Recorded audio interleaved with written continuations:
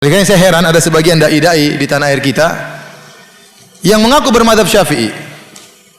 Bahkan menyuruh orang untuk bermadzhab Syafi'i. Bahkan mencela orang yang tidak bermadzhab. Tapi kalau sudah bicara musik, dia tinggalkan madzhab Syafi'i. Benar.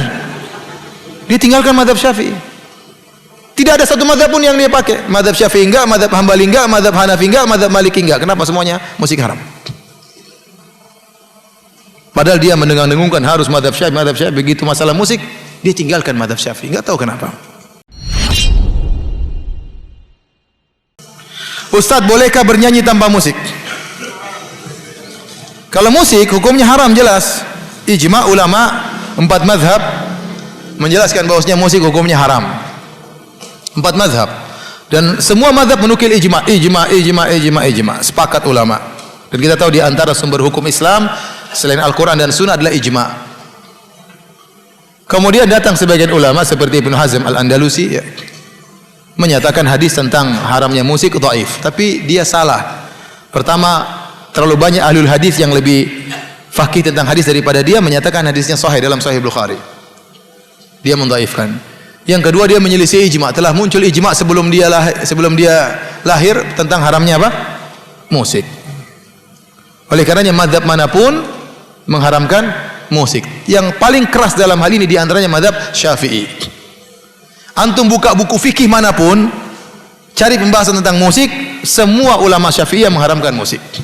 Di antaranya Al-Imam Syafi'i rahimahullah dalam kitabnya Al-Imam Syafi'i menyatakan dalam kitabnya kalau ada seorang merampok atau mencuri alat musik, maka orang ini tidak boleh dipotong tangannya. Kenapa? Karena dia mencuri sesuatu yang haram.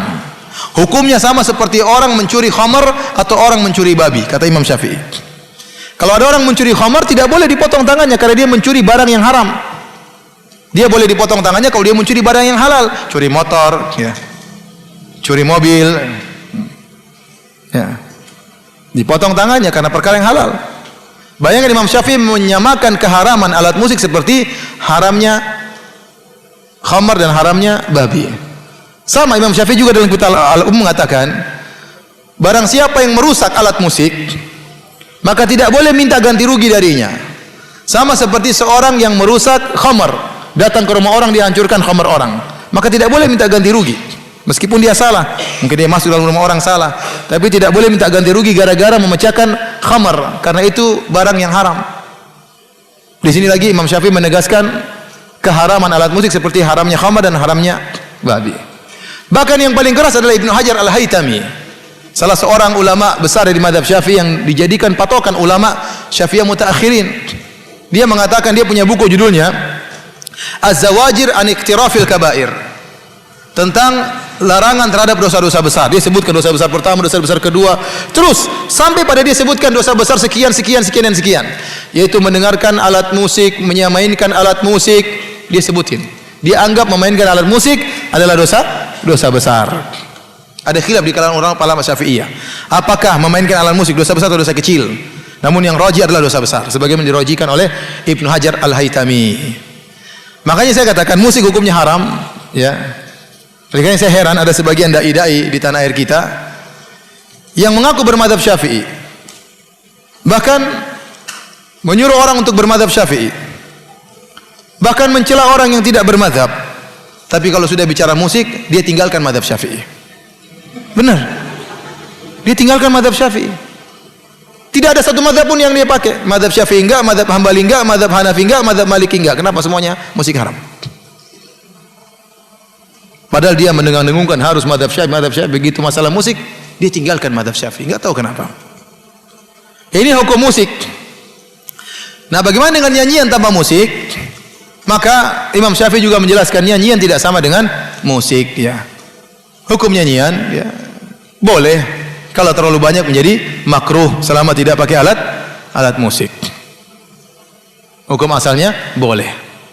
Adapun dalam ayat Al-Quran, wa minan nasi may yashtari lahwal hadits liyudhilla an sabilillah, dalam surat Luqman, di antara manusia ada yang memberi perkataan yang sia-sia untuk menyesatkan manusia.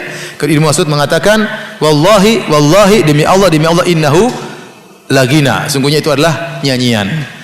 Para ulama menjelaskan nyanyian tersebut bukan nyanyian tanpa musik, sebagaimana dijelaskan oleh Ibnu Rajab Al-Hambali dalam Fathul Bari karangan Ibnu Rajab. Fathul Bari ada dua, Fathul Bari Ibnu Hajar, Fathul Bari Ibnu Rajab.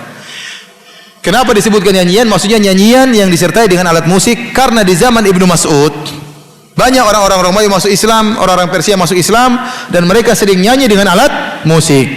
Sehingga maksud dari Ibnu Mas'ud dalam ayat tersebut tatkala dia menafsirkan lahwal hadis, kata-kata yang sia-sia haram, ini maksudnya nyanyian yang disertai dengan alat musik. Jadi kita kembali, para ulama membedakan antara nyanyian tanpa alat musik dengan nyanyian dengan alat musik. Nyanyian alat musik hukumnya haram, ijma ulama. Adapun nyanyian tanpa alat musik maka hukum asalnya adalah halal, namun tidak boleh berlebih-lebihan.